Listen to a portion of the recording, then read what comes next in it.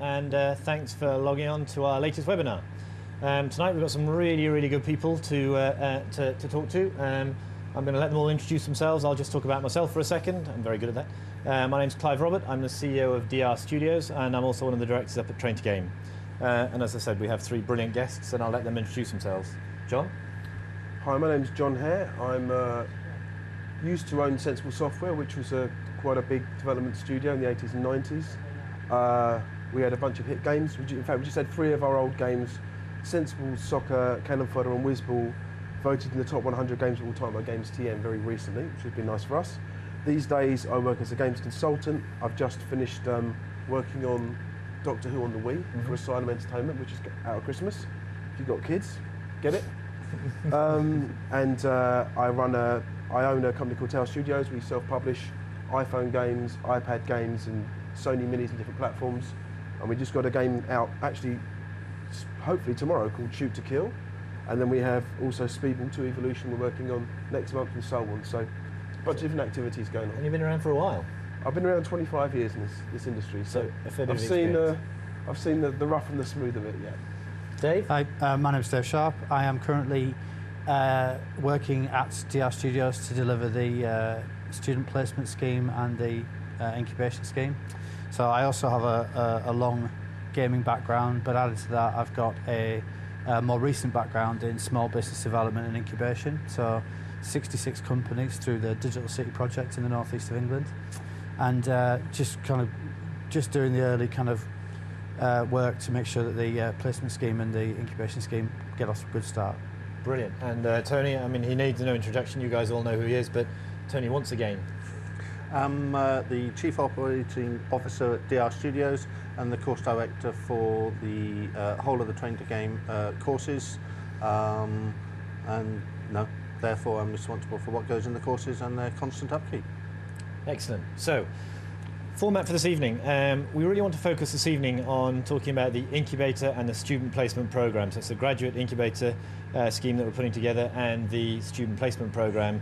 And I think I'm going to ask Dave just to give you a quick top line on that. We're going to take some live questions. So we have a bunch of live questions coming in from all over via Skype, and we have also a bunch of questions that we've taken off the forum and off Student World. So we're going to be flitting between live questions being asked and questions from Student World.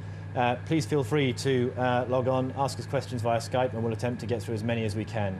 Dave, do you want to give us a quick top line on what the Student Placement Programme and the Incubator scheme is all about? Yeah, so the two schemes are specifically designed to service 2 different particular needs.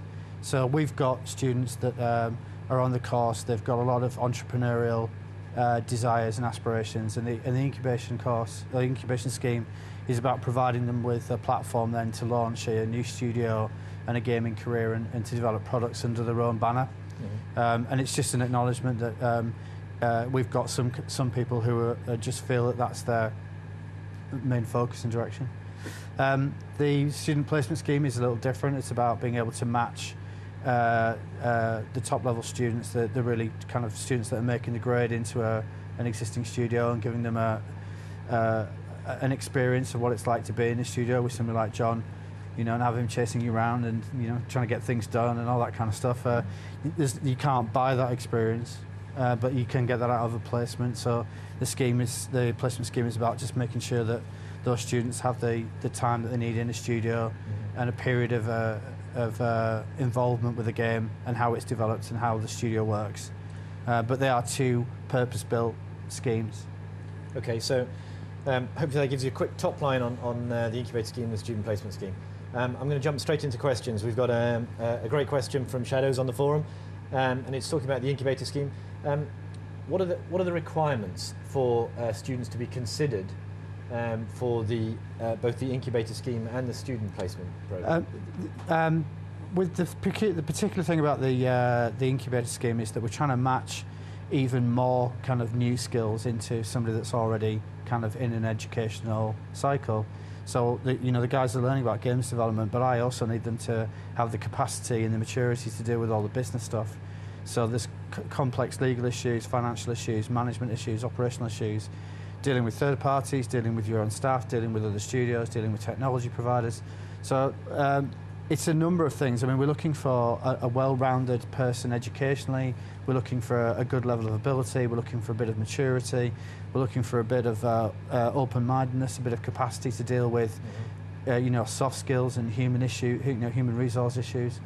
But I mean, students on the course really need to focus on, the academic side of things, making sure they're clearing all the academic hurdles, and also, establishing their credibility by delivering the best possible portfolio that they can manage. And so here's a great question. John, perhaps you want to take this one. Yeah.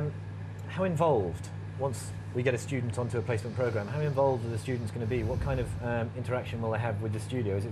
Is this really serious? Well, anyone who comes into a game development studio, they're coming into an active working environment. So it's our job to make computer games. Most people who are students have had this idea, this dream of entering our industry. But when you go through the doors of one of our studios, you're entering the reality, which obviously isn't as sugar-coated as a lot of people dream it is.